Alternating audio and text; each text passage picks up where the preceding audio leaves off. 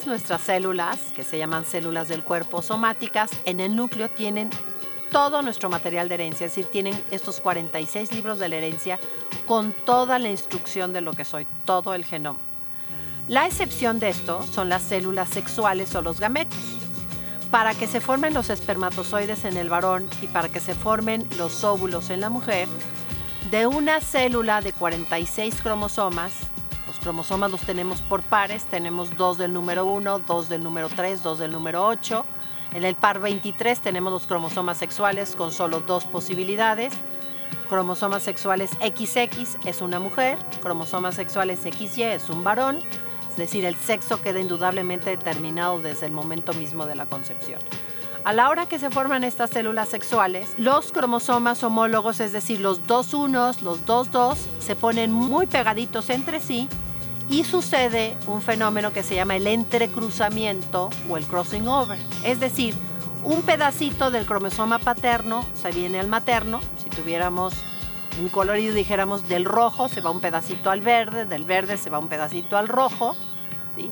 Y se parchean los cromosomas. Suceden de 3 a 8 entrecruzamientos, es decir, intercambio de pedacitos entre cada par de cromosomas homólogos. Y estos no suceden siempre en el mismo lugar. ¿Qué quiere decir? Que un mismo varón puede formar diferentes combinaciones y al final los espermatozoides son diversos por su información genética.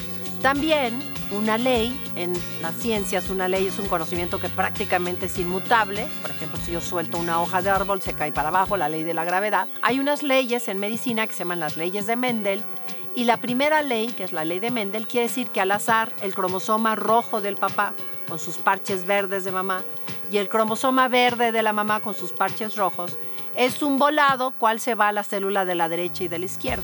Si aquí se va el verde, acá se va a ir al rojo. En el siguiente par vuelve a haber un rojo y un verde, cuál se puede ir a la derecha, podría ser otra vez el verde o el rojo. Es decir, la posibilidad o cuántas combinaciones genéticas puede haber en un mismo varón o en una misma mujer son aproximadamente 1 millón de combinaciones a 1 trillón de combinaciones. Esto es muy importante recordarlo porque cuando el esposo deposita en el cuerpo de la esposa en ese acto de inmenso amor 300 a 500 millones de espermatozoides y la mujer suelta un óvulo entre 1 trillón de posibilidades y en el tercio externo de la trompa de falopio se encuentran el óvulo y el espermatozoide. Cuando se encuentran y se unen, la unión del óvulo y el espermatozoide es lo que se llama en medicina concepción. Hoy tiene otros 2 sinónimos, que es fecundación y fertilización, aunque el término más rico para nosotros es hablar de concepción, y concepción es un término médico. Ustedes habrán oído el tema de los anticonceptivos, está en los libros de medicina. Entonces, concepción es un término médico. Concepción es cuando se une el óvulo y el espermatozoide. ¿Y qué sucede en ese momento? El resultado de la concepción puede, por una parte, parecer una simple célula, porque uno la ve bajo el microscopio y que este proceso se hace en el laboratorio. No es correcto, pero se hace.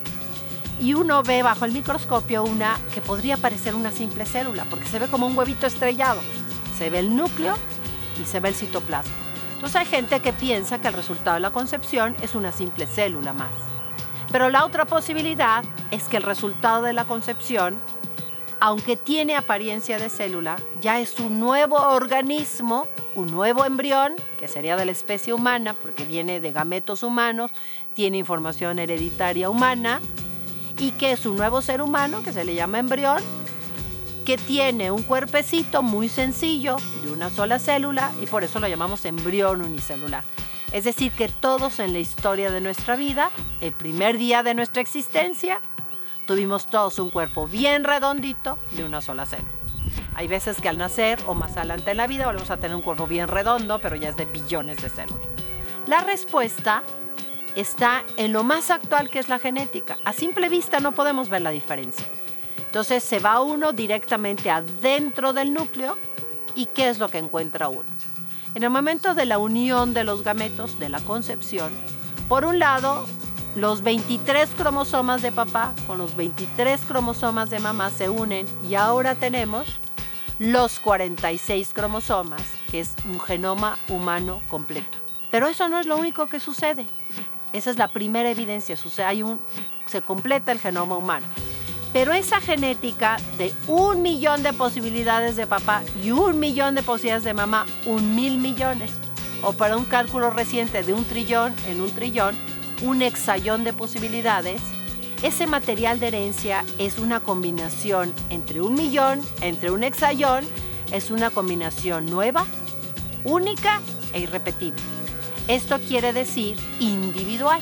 Entonces, si está en la información contenida dentro, es una genética humana y es individual, podemos concluir que es un individuo humano.